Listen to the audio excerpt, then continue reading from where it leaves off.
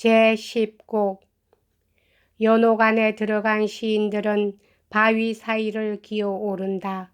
그리하여 오전 9시 지나서 첫째 두렁길에 도달한다. 두렁길이란 연옥산을 에워싸고 있는 폭이 사람의 키 3곱쯤 되는 길인데 그 길의 면한 산중턱에 겸양의 모범을 나타내는 이야기가 흰 대리석에 새겨져 있다. 수태고지며 다윗 왕과 황제 트라야누스의 이야기 등이 그림 두루마리처럼 이어져 있다. 단때가 정신없이 그 조각을 보고 있는 사이 교만의 죄를 보상하기 위해 바위를 짊어진 자들이 허리를 구부리고 울상이 되어 저편에서 다가온다. 구부러진 길을 곧게 보이게 하려는 비뚤어진 사랑이 마음속에 있는 한 이 문은 안 열리는데 그 문턱을 넘어 우리는 안으로 들어갔다. 그러자 요란하게 문이 다시 닫히는 소리가 났는데 만약 그때 내가 뒤를 돌아보았더라면 그 실수를 보상할 만한 변명이 있었을까? 우리는 갈라진 바위 사이로 걸어갔는데 그 바위는 바른 편도 왼편도 심하게 울퉁불퉁해서 마치 밀치락 덮치락 하는 파도 같았다. 여기서는 다소 기술이 필요하다 하고 길잡이가 말했다. 어떤 때는 이리로 어떤 때는 저리로 바위가 우묵한 쪽으로 몸을 붙이도록 해라. 우리들의 걸음은 이렇듯 더디게 되어 조각달은 벌써 수평석 너머 자리에 다시 누웠는데도 우리는 상기도 이 바늘 구멍을 빠져나갈 수가 없었다. 겨우 산이 뒤로 물러선 확 트인 곳에 이르러 한시름 놓았을 때 나는 지칠 대로 지쳐 있었다.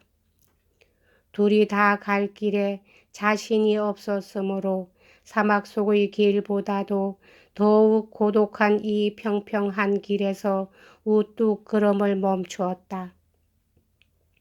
하늘에 닿는 그 끝에서부터 위를 향해 깎아지른 듯 솟은 절벽 아래까지 폭은 아마 사람의 키 3곱은 조이 되리라.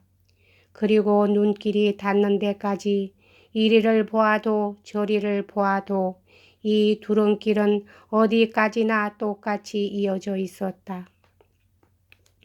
우리가 거기서 채 움직이지 않고 있을 때 올라갈 길이 없는 이 둘레를 에워싸는 절벽 언저리에 하얀 대리석으로 조각이 꾸며진 것이 눈에 띄었다. 그리스의 대조각가 폴이 그레토는 물론이요 자연조차도 무색할 만큼 훌륭한 조각이었다. 오랜 세월 사람들이 눈물로서 구해온 평화, 기나긴 금단을 풀고 천국의 문을 연 평화, 그 평화를 지상에 알리러 온 천사가 우리들의 눈앞에 살아있는 것 같이 새겨져 있었다. 그것은 잠옷 상쾌한 모습이라 말없는 석상같이 여겨지지를 않고 마치 행복 있어라 하고 소리내어 말하고 있는 것 같았다.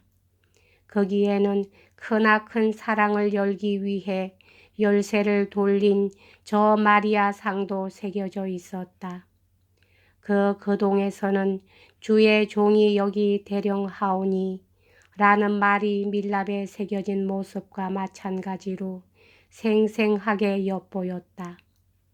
그렇게 한 군데만 보지 않는 게 좋을 것이다 하고 스승이 부드럽게 주의를 주었다. 내가 서 있던 곳은 스승의 심장이 있는 쪽이었다. 그래서 나는 시선을 옮겨 마리아의 뒤쪽을 보았는데 그것은 나더러 얼굴을 움직이라고 한 스승이 있는 쪽이었다. 또 한 가지 다른 사연이 바위에 새겨져 있었으므로 나는 스승 앞을 가로질러 이 눈으로 똑똑히 보려고 그 곁에 다가갔다. 그곳 대리석에는 각자 자기 직무의 분수를 알라는 교훈으로서 성스러운 괴짝을 끌고 가는 수레와 소가 새겨져 있었다. 앞에는 모두 해서 7 성가대로 나눠진 사람들이 보였다. 나의 오간 중의 청각은 노래하지 않는다고 말했으나 시각은 아니다, 노래하고 있다고 주장했다. 마찬가지로 거기 그려진 분향 연기에 대해서도 눈과 코는 연기다, 연기 아니다 하고 의견을 달리했다. 축복받은 괴짝 앞에 옷자락을 걷어붙이고 춤을 추며 겸손한 시편의 작자가 나아갔는데 그 모습은 왕보다 낮게도 보이고 못하게도 보였다. 맞은편의 큰 집 창가에는 서러운 듯한 여인 밑골이 모멸의 빛을 띄우고 물끄러미 바라보고 있는 모습이 새겨져 있었다. 나는 그 자리에서 발을 옮겨 밑골 뒤에 하얗게 빛나는 또 하나 다른 장면을 가까이서 보려고 다가갔다.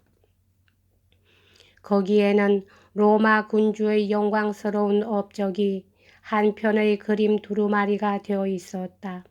그 덕에 움직여져 그레고리우스가 위대한 승리를 거두었는데 이분은 다름 아닌 황제 트리아누스였다.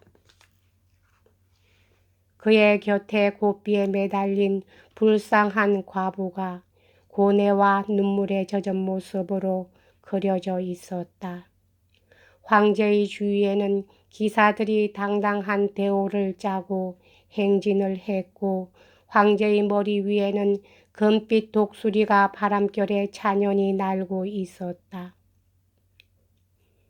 이러한 사람들 속에서 불쌍한 여인이 애원하고 있었다. 폐하, 죽은 자식의 원수를 갚아주소서.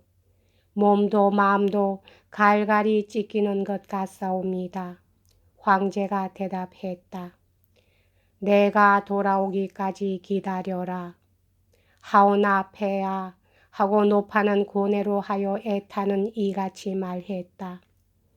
만약 폐하께서 돌아오시지 못하게 되면은 나의 대리자가 해주리라. 그러자 노파가 폐하께서 선의 베푸심을 잊으신다면 다른 이의 선행이 폐하께 무슨 공덕이 되겠나이까?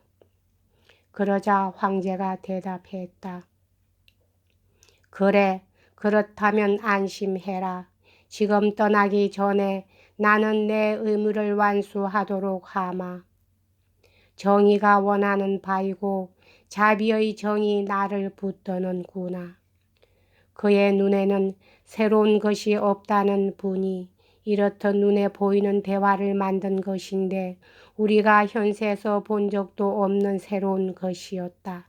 이토록 깊은 겸양을 나타낸 상을 만든 이를 생각하며 고맙고 기쁜 심정으로 내가 바라보고 있으니 시인이 중을 그렸다. 보라, 이쪽에 많은 사람들이 천천히 걸어오고 있다.